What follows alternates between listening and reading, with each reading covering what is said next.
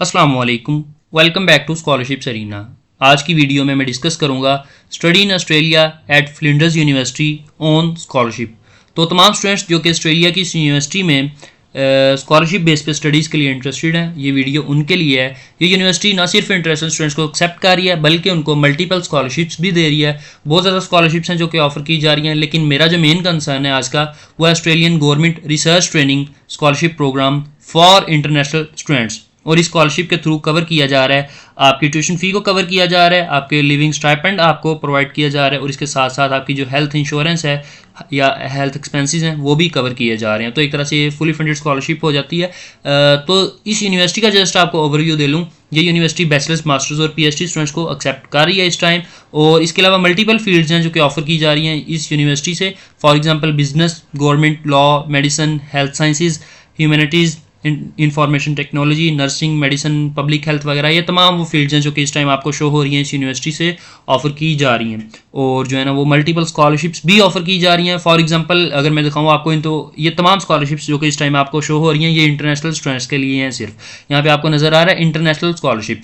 For example international high school scholarships Australia, academic scholarships, pathway scholarships, और इसके साथ साथ डिफरेंट स्कॉलरशिप्स हैं लाइक एलुमनाई स्कॉलरशिप है या एक्सटर्नल स्कॉलरशिप्स ऑर्गेनाइजेशंस जो डिफरेंट ऑर्गेनाइजेशंस के थ्रू ऑफर की जाती हैं। तो ये वो स्कॉलरशिप्स हैं।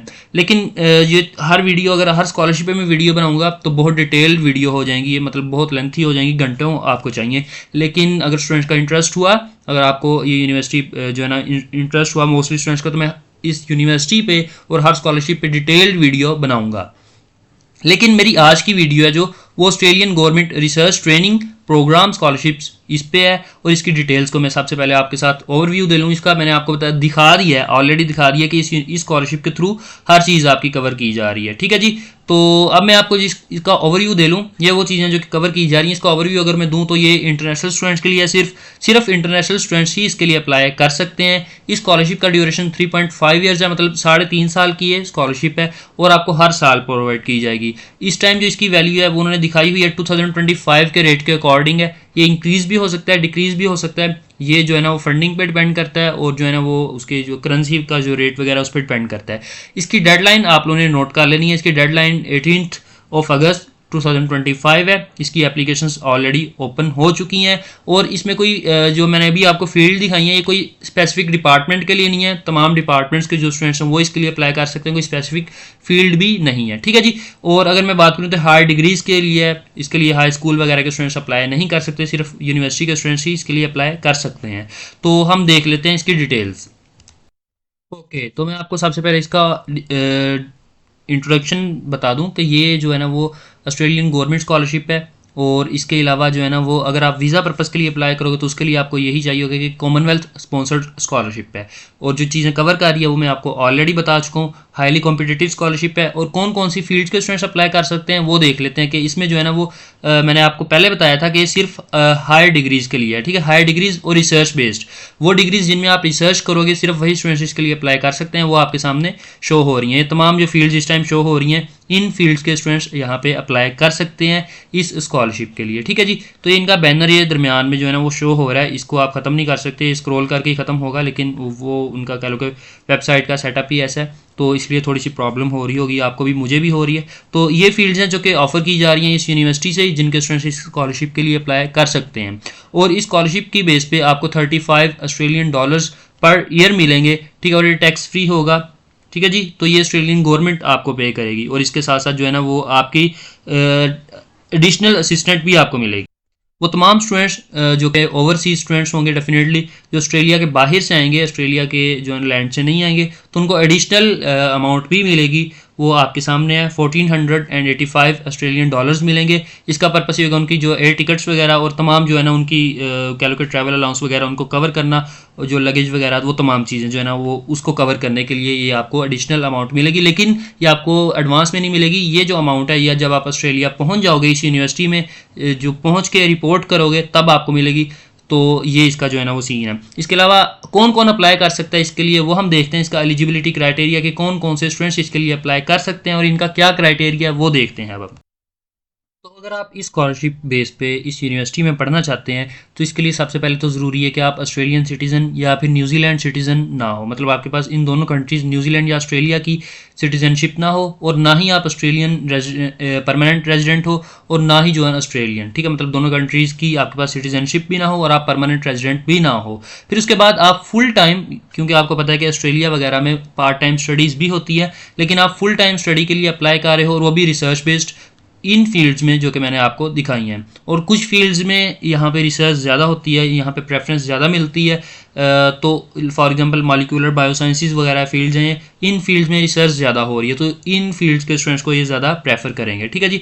यही चीज़ उन्होंने इस पॉइंट में बोली है। फिर उसके बाद इंग्लिश प्रोफिशेंसी की अगर हम बात करें तो उन्होंने ये चीज़ आपको बोला हुआ है कि आपको जो है ना वो evidence of English proficiency must है, ये आपको हर हालत में जो है ना प्रोवाइड करना ही करना, इसलिए मैंने इसको सेपरेट टैब में खोल लिया है। तो ये जो है ना कह लो कि इनकी कंडीशंस है, ये मोस्टली स्टूडेंट्स फुलफिल नहीं करते होंगे, ठीक है। मतलब यहाँ पे इंग्लिश प्रोफिशिएंसी सर्टिफिकेट बेस पे काम नहीं चलेगा।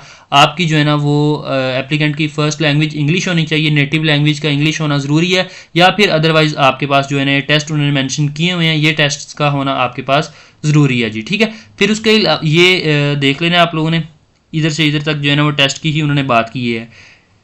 HDR का मतलब हाई डिग्री बाय रिसर्च, तो ये आपने कंफ्यूज नहीं होना, कहीं भी अगर बात की जाए, फॉर एग्जांपल HDR यहाँ पे भी मेंशन उन्होंने किया है, HDR मतलब higher education degree, high degrees by research, ठीक है, तो इसका ये मतलब है। तो ये फिर कुछ फील्ड्स का आगे स्पेसिफिक क्राइटेरिया भी है, फॉर एग्जांपल क्लिनिकल साइकोलॉजी हो गया, या डिफरेंट जो फील्ड्स हैं उनके अपने क्राइटेरियाज हैं, तो उन्होंने उसका भी मेंशन किया। लेकिन जिनका क्राइटेरिया नहीं है उनका लिए जर्नल जो है ना वो यही क्राइटेरिया चलेगा, जनरली यही यूज़ होगा, तो वो आप लोगों ने फुलफिल करना है। आइल्स के जितने भी स्कोर्स उन्होंने मांगे हैं, या जो है ना वो PTE वगैरह का उन्होंने बोला हुआ है, जिस भी टेस्ट का उन्होंने बोला जो आपके पास है या नहीं है, तो आप दे के, क्योंकि अगस्त तक इसकी डेडलाइन है, इसके लिए आप अप्लाई कर सकते हो, ठीक है जी। तो सिलेक्शन क्राइटेरिया क्या है? तो डेफिनेटली अगर आप इसके लिए अप्लाई कर रहे हैं तो आपको किन किन चीज़ों को माइंड में रखना है, कौन कौन से डॉक्यूमेंट्स चाहिए और किस बेस पे सिलेक्शन होगी इसकी, मैं अब आपके साथ वो चीज़ें शेयर करूंगा।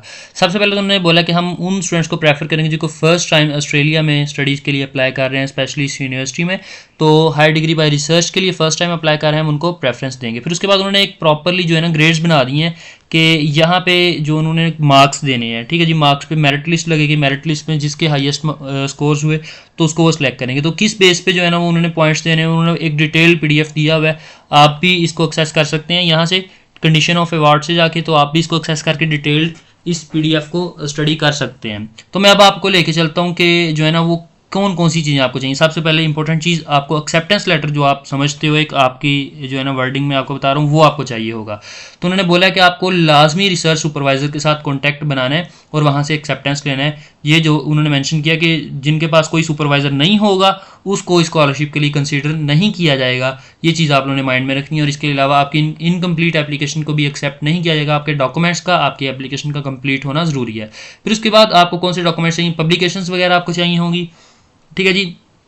तो आपकी CV में इस यूनिवर्सिटी में पब्लिकेशन को बहुत ज़्यादा प्रेफरेंस दे रहे हैं और आपके पास जो है ना रिसर्च पेपर वगैरह आर्टिकल्स का होना बहुत ज़रूरी है। उसके बाद आपको जो है ना वो आपकी CV चाहिए होगी, CV के बाद आपको एकेडमिक ट्रांसक्रिप्ट चाहिए होगी, आपको रिसर्च प्रपोजल चाहिए, आपको रिकमेंडेशन लेटर्स चाहिए, या एकेडमिक रेफरी सेम चीज़ होती है, रिकमेंडेशन लेटर्स आपको चाहिए। CV का मैं आपको ऑलरेडी बता चुका हूँ, तो ये जो चीज़ है। और इसके अलावा आपके तमाम डॉक्यूमेंट्स का इंग्लिश में होना ज़रूरी है, और जब आप डॉक्यूमेंट्स को अपलोड करोगे तो हर डॉक्यूमेंट के ऊपर उसकी फाइल का नेम देना है। फॉर एग्जांपल अगर आप ट्रांसक्रिप्ट अपलोड कर रहे हो तो आपने पहले अपना नेम लिखना है, फिर ट्रांसक्रिप्ट, फिर जो अपलोड करना है। फिर अगर आप for example research paper upload करने लगे हो तो आपने अपना नेम लिख के पब्लिकेशन 1, फिर नेम पब्लिकेशन 2, इस तरह मतलब रीनेम करके सारी फाइल्स को फिर अपलोड करना है। और उन्होंने अप्लाई करने का लिंक भी यहाँ पे दिया हुआ है, ठीक है जी। तो अगर जो है ना वो यहाँ से भी अप्लाई करना है, उन्होंने तमाम लिंक्स यहाँ पे प्रोवाइड किए। इस पेज के लिंक की टेंशन नहीं लेनी है, लिंक जो है ना वो आपको वीडियो के डिस्क्रिप्शन में मिल जाएगा, चाहे आप फेसबुक पे वीडियो देख रहे हो या यूट्यूब पे देख रहे हो, जहाँ भी देख रहे हो ये आपको जो है ना वो मिल जाएगा, ठीक है जी। तो यहाँ से इस तरह आपने अप्लाई करना है। अगर आप एप्लीकेशन के लिए इंटरेस्टेड हो तो आपने लास्ट पे आके सबमिट एंड एप्लीकेशन पे क्लिक करना है, आपको पोर्टल पे ले जाएगा जहाँ पे जाके आपने एप्लीकेशन को सबमिट करना है। तो ये थी मेरी आज की डिटेल्ड वीडियो, एक तरह से मैंने अपनी तरफ से डिटेल्ड ही बनाई है, जिसमें मैंने बताया कि ये स्कॉलरशिप की डिटेल्स दी हैं, कौन कौन से डॉक्यूमेंट्स चाहिए, क्या उनके बेनिफिट्स होंगे, किस तरह अप्लाई करना है, ये तमाम डिटेल्स। मज़ीद स्कॉलरशिप्स भी जो मैंने आपको दिखाई, अगर आप किसी भी स्कॉलरशिप में इंटरेस्टेड हो जिसके वोट्स या जिसके कमेंट्स वगैरह ज़्यादा हुए, मैं उस स्कॉलरशिप पे भी वीडियो अपलोड कर दूंगा रिकॉर्ड करके। तो स्टूडेंट्स के इंटरेस्ट पे डिपेंड करता है, अगर आप इंटरेस्टेड हो तो आपने बता देना है, मैं ट्राई करूँगा। तो ये है पोर्टल अप्लाई करने का। मज़ीद कोई क्वेश्चन है कि क्यूरी आप मुझसे प्राइवेटली इनबॉक्स कर सकते हो, मुझसे पूछ सकते हो। मिलते हैं अगली वीडियो में अगली अपॉर्चुनिटी के साथ। अपना ख्याल रखें। अल्लाह हाफिज़।